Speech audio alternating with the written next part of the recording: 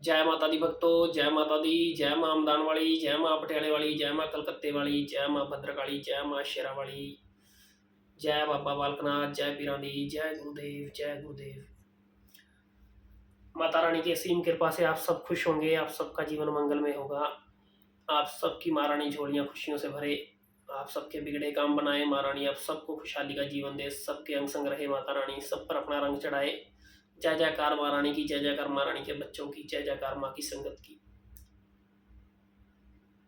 आज मैं आपको एक बात जो आपके लिए बहुत ज़रूरी है, और जो बच्चों के ऊपर चौंकी आती है, जिन बच्चों के ऊपर माता की, पीर की, देवी देवताओं की चौंकी आती है, पेशी पड़ती है, और उन बच्चों को होश रहता है, और होश रहने के साथ साथ उन बच्चों का उसी होश के अंदर कर्म जुड़ा होता है, और वो कैसे जुड़ा होता है ये मैं आज सबको बताऊंगा।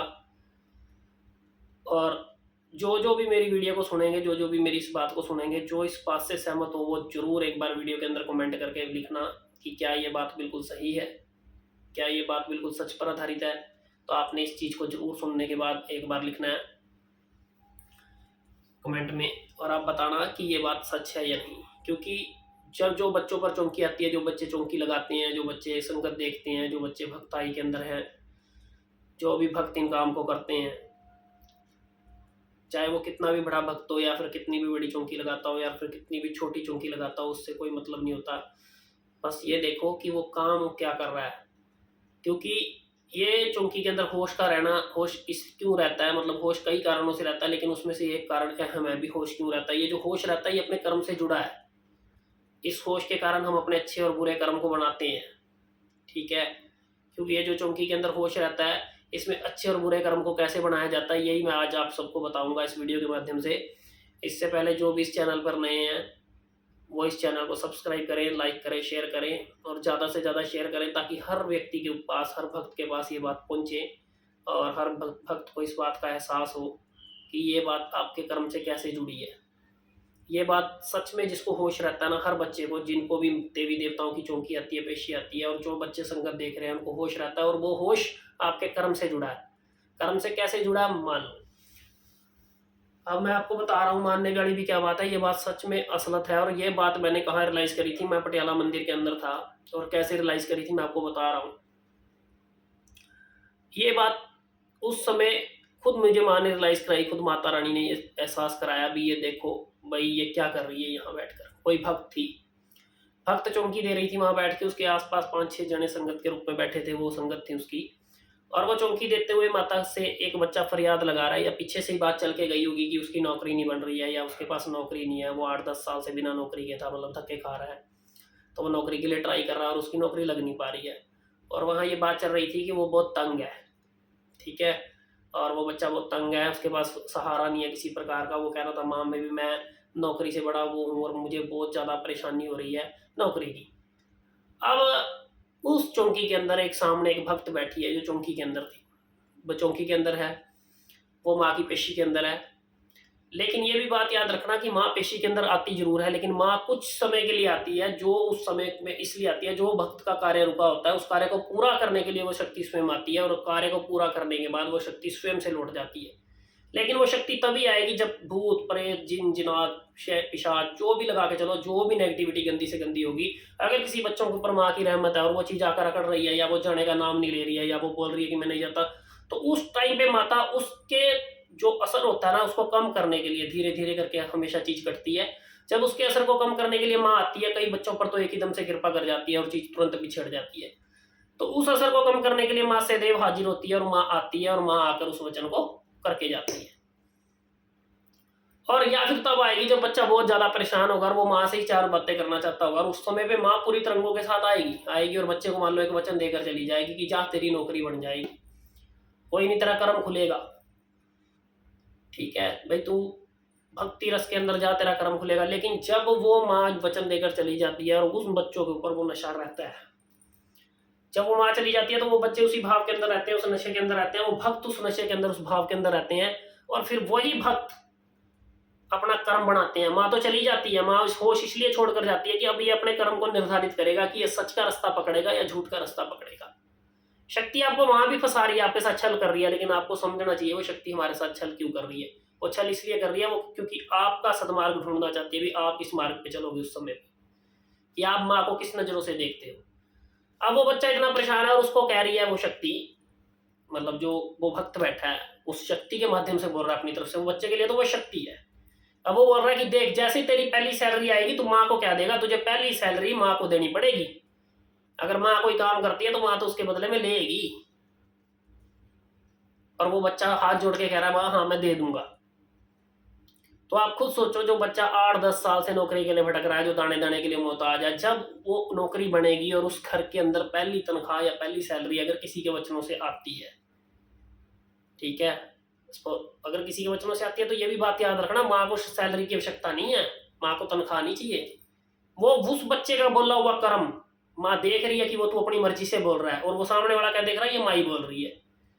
लेकिन माँ तो इस भवसागर में आपको फंसाकर आगे का रास्ता बढ़ा रही है। अगर आप ये बात कहते हो अपने मुंह से भी मुझे एक सैलरी दो, तो सैलरी आप ले जाओगे, लेकिन ये भी याद रखो कि कभी 8-10 साल में अगर उस बच्चे को उस नौकरी का मिलती है, उसके जीवन में वो खुशी आती है, और जब वो खुशी में 1 महीना पूरा समय सुबह शाम अपना कार्यरत रह के उस काम को करता है, और उसके हाथों पे वो सैलरी आती है, वो तनख्वाह आती है, और वो तनख्वाह ले जाके इंसान मन मारता है कि पहली तनख्वाह तो मुझे वहां देनी है, और वो आया हुआ पैसा जो पहली बार उसको जिंदगी के अंदर वो चीज आती है, अगर वो खुशी से अपनी माँ से मान लो उसको 10,000 मिले हैं, अगर 1,000 रुपये चढ़ाता है तो वो उसकी खुशी का कोई ठिकाना नहीं होगा।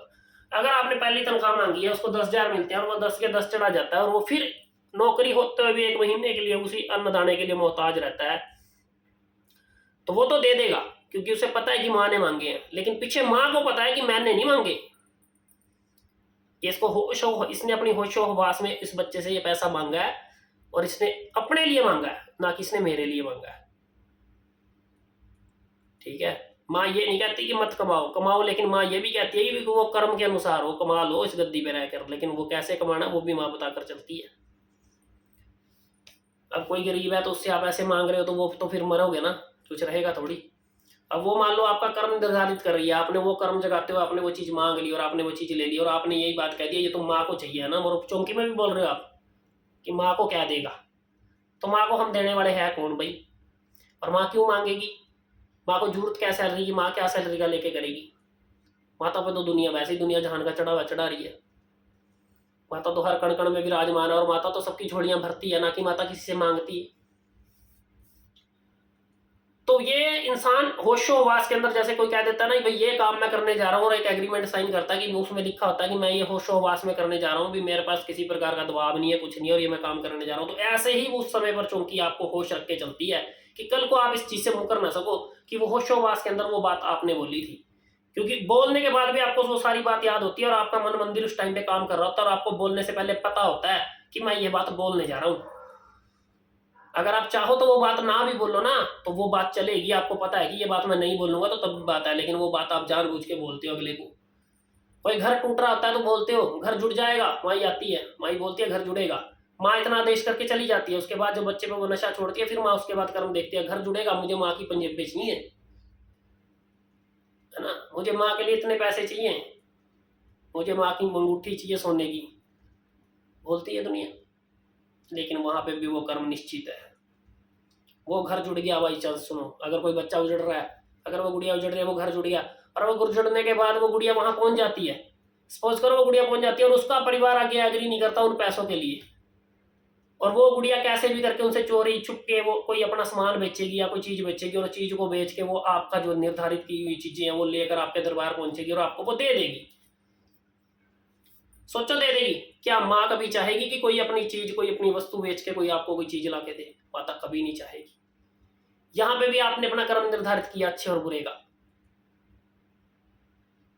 ऐसे ही आप कई भक्त हैं जो बच्चों से अलग अलग चीजें मांगते हैं, और कई बच्चे देने में असमर्थ होते हैं, असमर्थ काम होने के बाद भी वो असमर्थ हैं। असमर्थ होने के बाद वो क्या करेंगे? वो अपने घर की कोई सोने की चीज बेचेंगे, कोई चांदी की बेचेंगे, या कोई चीज बेचते हैं, लेकिन वो कहते हैं चलो दरबार जाना पड़ेगा, वो माता की चीज दे के आनी है, मैंने वो ओढ़ रखी है, मैंने वो मांग रखी है, मैंने मांग रखी है, मुझे देनी है। पीरों फकीरों की गद्दियों पे लोग कह देते हैं तू ये चढ़ा दियो भाई, वो चढ़ा दियो भाई, वो बेचारे देते हैं। लेकिन याद रखो, कभी कोई देवता नहीं मांगता, इसलिए आप अपने कर्म को होशोवास के अंदर आप अपने कर्म को निर्धारित करके चलो। आप इस चीज को देवी देवताओं के अगर साथ ओढ़ के चलोगे ना, तो आप सच मान लो कि ये चीज आपके लिए बहुत भारी रहेगी। ठीक है, आप किसी के घर में काम करने जा रहे हो, आप कुछ भी कर रहे हो, आप 10 रुपए उसमें माँग लो उससे फालतू। वो भी वहाँ माँग लो जिसके पास है, जो आपको दे पाए। ऐसा नहीं कि हर बच्चा आया और बड़ों के रख दिया, हर बच्चा आया और निचोड़ के रख दिया। वो आपके होशो-हवास के अंदर माँ देख रही है कि अपनी सोदी के अंदर है बच्चा मेरा, और सोदी छोड़ता है देवता।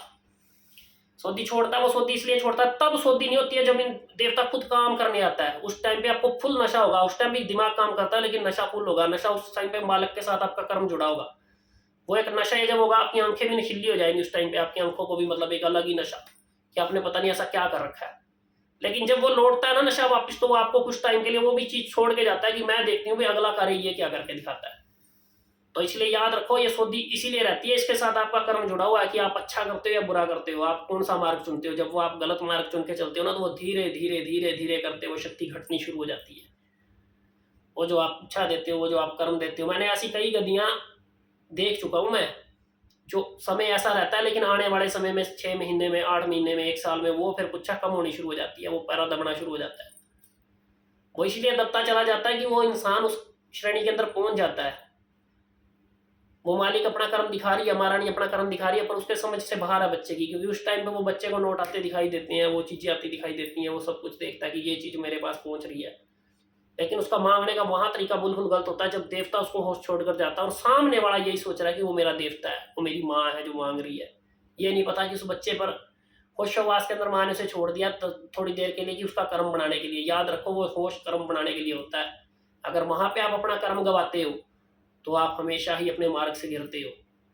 ठीक है, माता रानी आपको ढेर सारी खुशियां उस टाइम पे दे देगी, इकट्ठा कर समेट जितना समेटा जाता है, लेकिन उसके बदले में वो जो चीज आपको दे रखी होती है वो लपेटती चली जाएगी, वो आपकी खत्म होती चली जाएगी। बहुत सारे बच्चों के साथ ऐसा हुआ भी होगा।